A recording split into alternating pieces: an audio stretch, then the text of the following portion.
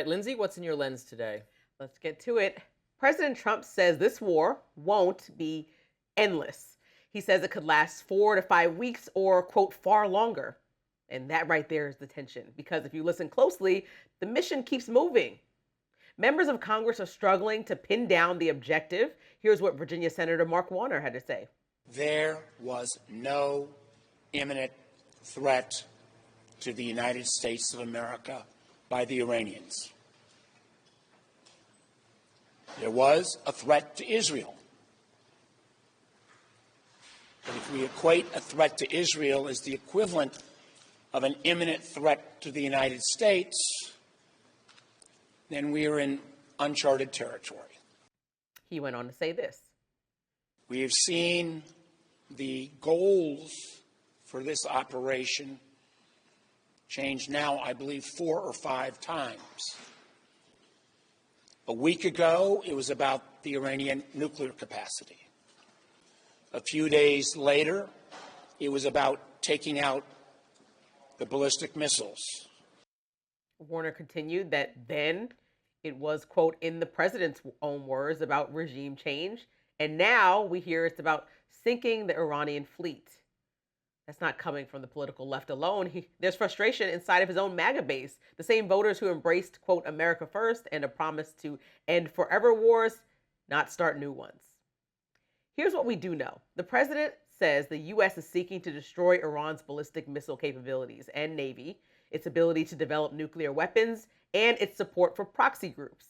He argues the broader purpose is to protect the U.S. and its allies. Take a look. An Iranian regime armed with long-range missiles and nuclear weapons would be an intolerable threat to the Middle East, but also to the American people. Now, that's the case being made publicly, but behind closed doors, administration officials acknowledge U.S. intelligence did not show Iran was preparing a preemptive strike against the United States. The threat described was broader, regional, not even imminent. Even the long-range missile argument that has caveats.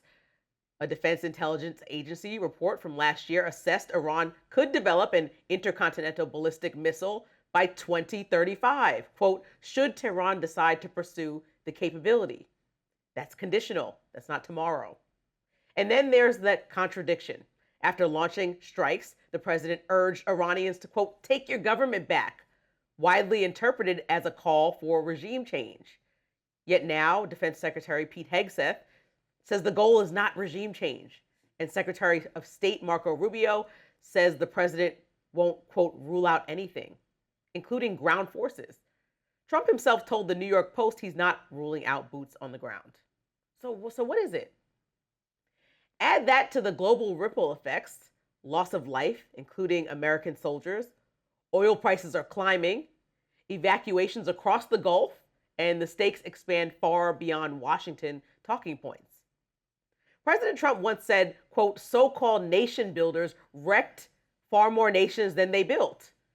Now he's in a war of his own choosing without clearly defining what victory looks like or what Iran looks like when this is all said and done. If the mission is defense, say that. If it's deterrence, define it. If it's regime change, then own that. But shifting the goals in real time while we're all watching, while lives and markets hang in the balance, is not a good strategy. It's uncertainty. And uncertainty is a dangerous place to wage war. Well, look, in my statements earlier, I made clear my shared skepticism about the goals here, the justifications, the lack of a vote bothering me. But for the sake of argument, let's play devil's advocate. And I think what someone who defends this would say is, well, no, we were not in imminent danger. I mean, everyone has to admit that we were not in imminent danger from Iran. But Israel is our ally. Again, I'm playing devil's advocate. This is not necessarily my perspective, but Israel is our ally. Israel shares our values. They are threatened, perhaps not directly, immediately by Iran, but Iran has said death to America, death to Israel. Iran's leadership has a stated goal of wiping Israel off the map. Iran funds terrorist groups that have attacked Israel, including Hamas in the past. an enemy of Israel. It's Lord of the Rings. It's Gondor is under threat. They call for aid. Rohan comes to the battle. Like, we're just going to let them come under attack when we can. I mean, they went and did this. We're like participating in it, but they're doing it themselves. And we're supposed to say, no, you're abandoned.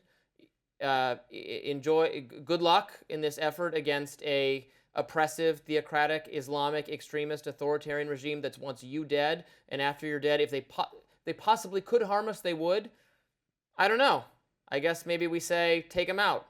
Well, I think there are two options Right? here. I think there's another alternative option, I should say. The option that the president took, and then there's the option of following through with your campaign promise if you're the president, which was America first. So you consider America's needs first and then move forward with everything secondary. And part of that would be to take your ego out of it and look at things like the Iran nuclear deal, which stopped Iran from building nuclear weapons for years. We tried. No, President Trump ripped up the deal. Okay. And then one. it doesn't matter. You don't rip it up with no plan. That's the problem. We went into You said Venezuela. No plan, but he has a plan. No, the plan is bombing and going to war. He's been negotiating No, for with them, a short few and months. They are bombed not. them. He bombed them in last summer. That's not negotiating. Then asked them to come to the table. Like, this has been. He tore up the agreement in 2018, I believe. So Well, he didn't make that agreement, Obama did. exactly, but he tore it up with no follow through. The follow-through was, and now we follow-through- will make. Now you will sign a new agreement, and they said no, and then he said, okay, then you're gonna all get killed. And he did, and he followed through. Independent analysis. Isn't it amazing to see follow through on a credible, make a credible threat? Not if you're losing American lives, and not if you're losing civilian lives in Iran. Now, I think it's if bad you to look at threaten and then do nothing. No, I think that what happened was, if people understand and unpack the Iran nuclear deal that was working and implemented in 2015, it stopped Iran from building these nuclear weapons because they got rid of 90% of the uranium. They weren't just stockpiling, and they kept 3% to power their nation. And so they agreed on that, and all nonpartisan groups were looking at this and saying they're abiding by it. I believe in 2017, even the president said, yes, technically they're abiding by it before he ripped it to shreds, but he wanted them to do more. It still reached the goal. If the goal of this war is to stop them from having nuclear capabilities, it reached that goal. And so the fact that he ripped it up, made no plan that was executed well, criticized Obama before that plan was in place and said anybody who goes to war cannot negotiate, is a poor, ineffective leader, and then now is in war, which I feel is poor and ineffective. They also want the regime to fall. And so the previous agreement So just say helps that the regime. No, just say that's what you want then. He said he's not about regime change and he doesn't want to go into other countries, and that's not his goal of his administration as he campaigned a little more than a year ago. So if that was really your plan, not only did you completely lie, but who's voting for anything of the MAGA base in the MAGA world if you have now lied on a multitude of issues? People are looking at it and saying, okay, so what do you stand for? You said you were going to fix the economy. Here we are broke. You said that you were going to bring prices down. Here, oil prices go up because of this war. You said that you were going to not be involved in foreign conflicts. You then took out Maduro and have no plan over there. Change. And you took out Iran's leadership and have no plan over there. Do not play into your desire to be a peace president. And he wants to win the Nobel Peace Prize. That's ridiculous. That's ridiculous. He says he's ended more wars. He's also ignited more drama across the world than I think any president in recent history. And it's, it's just looking at what he campaigned on, it doesn't align. Israel was already in conflict with Iran vis-a-vis Hamas and other, Hezbollah, etc. Our allies are under attack by proxy groups. These proxy groups also hate America, and they're funded by Iran. So let me ask you, do you not trust the Board of Peace that the president also championed and implemented? But the Board of Peace, we're in the second phase. So you want to give Trump a trophy for ending the conflict between Israel and Gaza. Let me finish. Well, you want to give him a trophy. When did I say I want to give Trump a trophy? Because you said he should win the Nobel Peace Prize multiple times. That's an award, trophy, whatever word you want to use. You think that he should win it because of ending wars like that. His next step in ending that war was to create a peace board. He created the peace board that now is calming things in that region, and you're still using the fact that Iran supported Hamas as a fact why Israel should attack Iran right now, even though there's a peace board created by our president to move forward in that conflict. You're all about supporting a new conflict when the peace board of world leaders is trying to come to terms with peace in that region. Peace doesn't mean we sit idly by while our enemies kill us. Like, what was Iran doing imminently? We're not required to submit to fall Nobody was upon our killing enemies' us, though. swords. Nobody and was. You're spears. throwing out random terms with no facts. Who was killing who? what actually happened in recent days that caused us to go to war in either Israel or the United States? Tell me. I'm playing devil's advocate here. Israel, our ally. We're not, I mean, this is what you talk about in Europe, that we don't turn our back on our allies. Even though Russia's invasion of Ukraine has nothing to do with us and is not our fight, and it doesn't change U.S. safety or security one iota, whether the westernmost part of Ukraine is Ukrainian territory or Russian territory, does not matter for U.S. security whatsoever. And yet we're giving them hundreds of billions of dollars. We organize Europe to give more dollars for their defense because you know what? Russia is a rogue state that invaded Ukraine unjustly. I recognize that, and it is not being reasonable, and is not interested in negotiating. That is clearer. I love that so example. Just as I love that example. we are working with our European allies to do what we can to hold Russia at bay, we are working with Israel to hold Islamic terrorists at bay. Okay. And the regime of Iran is an Islamic terrorist regime. And I love That's that the example argument. because I totally stand by what I said. So in the same way that Russia agitated and was the aggressor and attacked Ukraine on its soil and started a war, if Iran had done that, we can also supply Israel with the manpower or the facility or troops or whatever they needed, the weapons to fight back. But that didn't happen. Iran didn't get on Israel's soil and start a war. That's what Russia did.